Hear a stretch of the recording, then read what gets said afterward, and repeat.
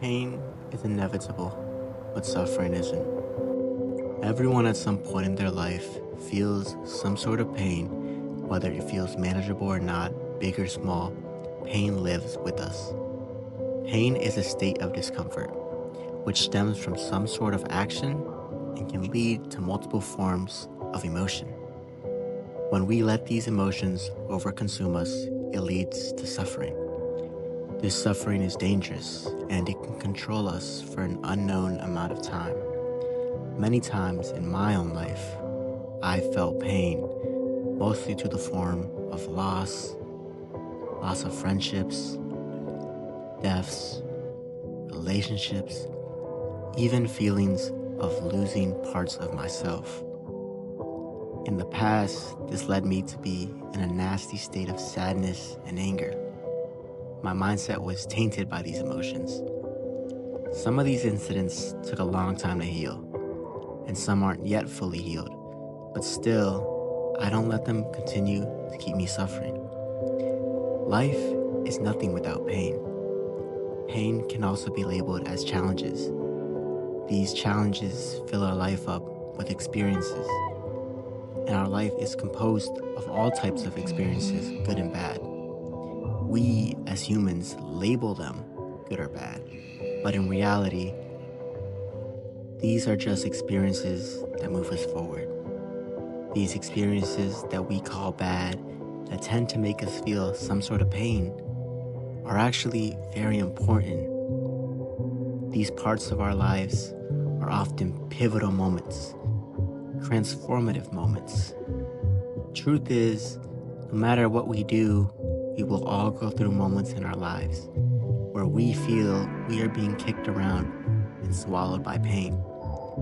Without moments like these, life would be bland. For example, when you think about a quest or a video game, if these were to always be so easy and weren't full of challenges and parts of pain, they wouldn't hold any value. They would become easy and plain. The same is applied to our lives. That's what makes our lives so fruitful and beautiful. Yes, these pains can really hurt. Ask anyone. But without some sort of pain, you wouldn't know what happiness felt like. Life, in a way, is balanced, but we as humans can choose to make it unbalanced. When you become overtaken by suffering from pain, you create a sense of resistance from growth. So you become stuck in this environment of suffering. But when you're able to come at peace with it, it allows growth. There's some parts of your life that you can't control. Don't try to control these things that you don't have the power to control. It leads to suffering because there's nothing you can do about it. Where you're able to change your suffering from pain is in your reaction. When you're able to be aware of your reactivity, it allows for you not to repeat certain reactions. If you're able to say, okay, I understand that this is a hard time, but it will pass, it'll help your view on life tremendously. Obviously, this is way easier said than done, as I've learned through many times of suffering myself.